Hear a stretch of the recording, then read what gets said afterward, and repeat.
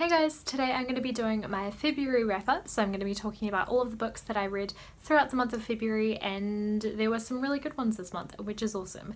But as usual, I'm going to start with my lowest star rating and work my way up to the 5-star books. So the book that I gave 2 stars this month was School for Good and Evil by Soman Chainani.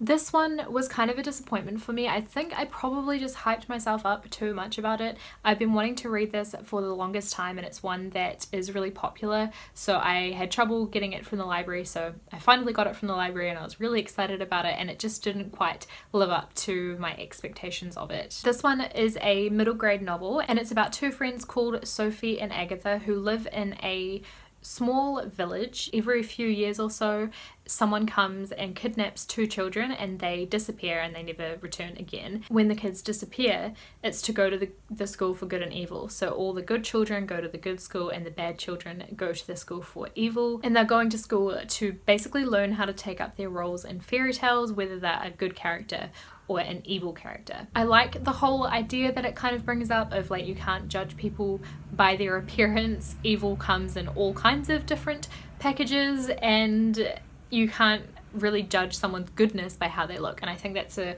really nice sort of message to put in a middle grade novel, so I liked that.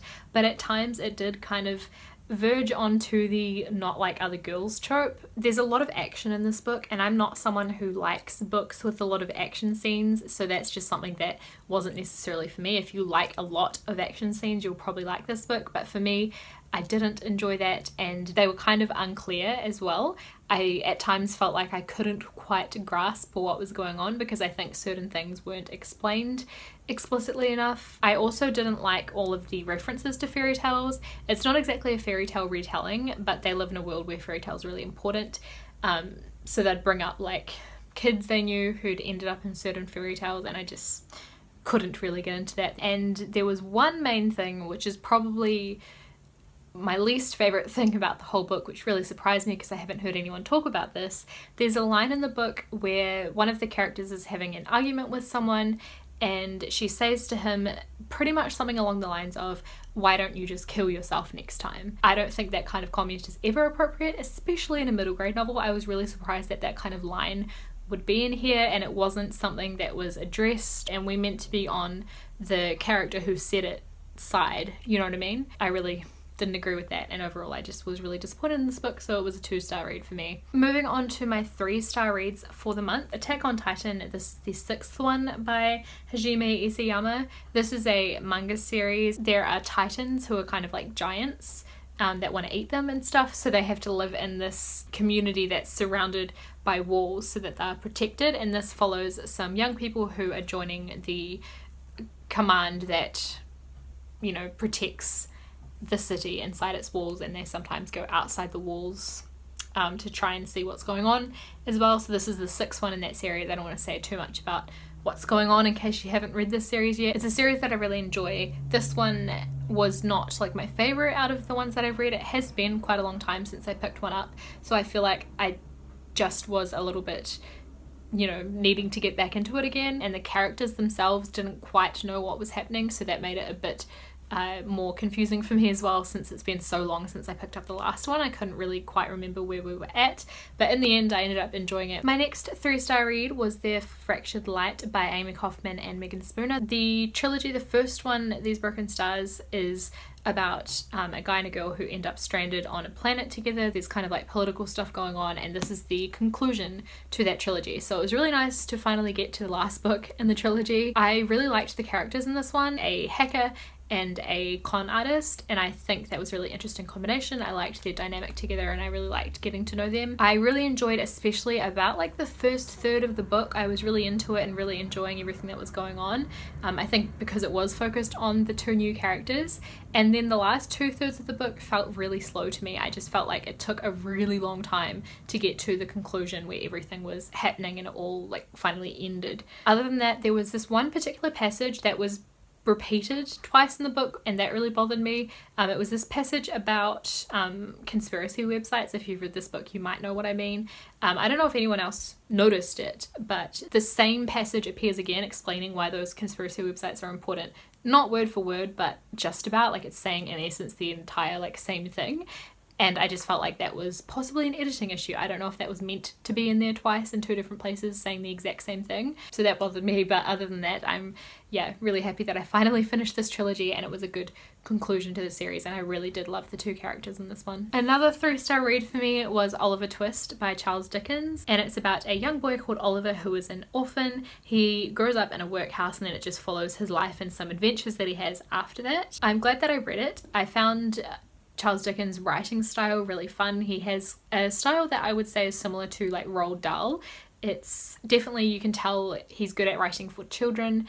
It has kind of like a sarcastic humour behind it that I really liked. However, the mystery of the story that's going on throughout just didn't really intrigue me. I wasn't that interested to find out the things that are hinted at in the book. There were too many subplots for my liking. There were like a lot of different stories about all the different characters that were happening in the background, and that made the pacing really slow for me. And the ending, I think again just because it's targeted more towards children, the ending was like too moral and perfect and like the fairy tale ending for my taste. I don't know. However, I was surprised. There was quite a graphic murder in this book, which shocked me. It was like really intense and not something that I thought would be gone into detail in this book, but it was. Another 3-star read for me was One of Us is Lying by Karen M. McManus. This is a YA mystery novel about 5 teenagers who go into detention together. One of them dies, and then the rest of the novel is finding out who did it.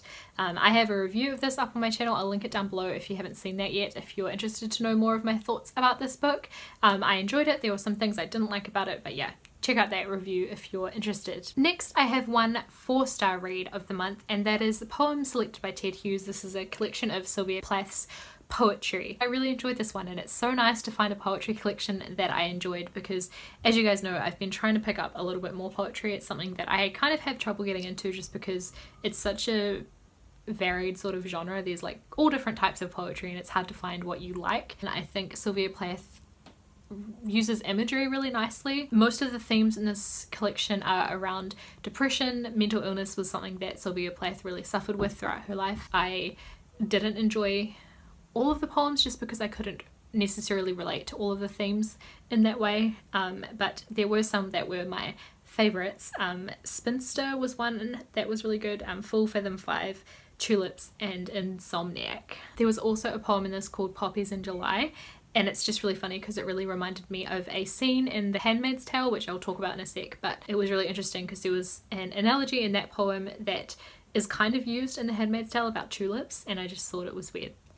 I love when that happens when I'm reading two different books and they kind of have a link to one another, not necessarily like an actual link where they're referring to one another, but just a similar idea or something like that. I found that funny. Some of these poems for sure as well definitely went over my head. I think to fully appreciate every single one of them, I would have to analyze them line by line, and that's just not something, that's kind of one of the reasons I don't read a lot of poetry. I feel like you really need to take your time looking into each line to be able to appreciate all of it, because sometimes you don't necessarily know what the author is talking about. But overall, I really enjoyed the poems. There was one in particular that, I think it was Insomniac, that talked about stars being like death lurking behind everything, and I just thought that was an incredible image. It like blew my mind.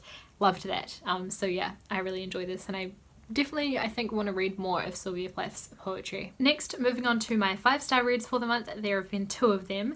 The first one is The Crown by Kira Cass, and this is the last book in the selection series. There is also a novella which I really want to read, and I'm gonna, I think, do a review of the whole series after I've read that novella. But this was such a good conclusion for me. This is the only book in that series that I rated 5 stars. The one before this, The Air, yeah, I rated that one 4 stars, and all the others I've rated 3 stars, so this has definitely been my favourite. This one and The Air are kind of like their own little series apart from their selection, and in this book and the previous book, it's about a girl who is trying to pick a husband in like a bachelorette type situation. She lives in a palace and men from around the kingdom get selected and come and live in the palace with her, and she has to try and figure out which one to marry. This I just thought was a fantastic ending. Everything that I wanted to happen happened. I was so happy about it. The whole thing just has such a warm and wonderful feeling. I can tell this is going to be a book that I reread when I want like a fun comfort read.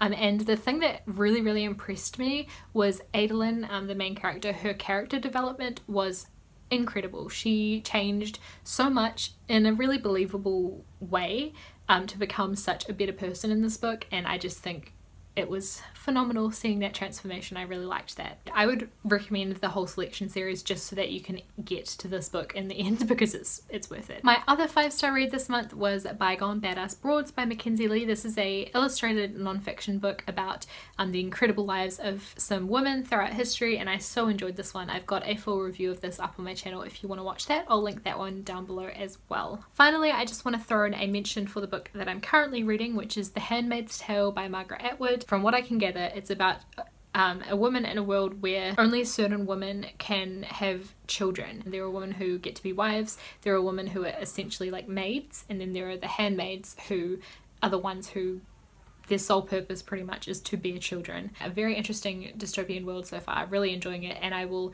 probably do a review of this one, I'm thinking. So those are all of the books that I've read throughout February. Let me know your thoughts on them in the comments down below if you've read any of them or if you're going to be picking any of these up. And I will see you guys in a couple days with my TBR for March.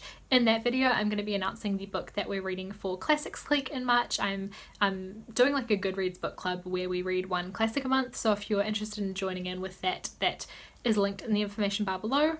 And if you want to keep up with what I'm reading throughout the month, you can friend me on Goodreads as well and follow me on Instagram and Twitter. So I'll see you guys with another video in a couple days. Bye.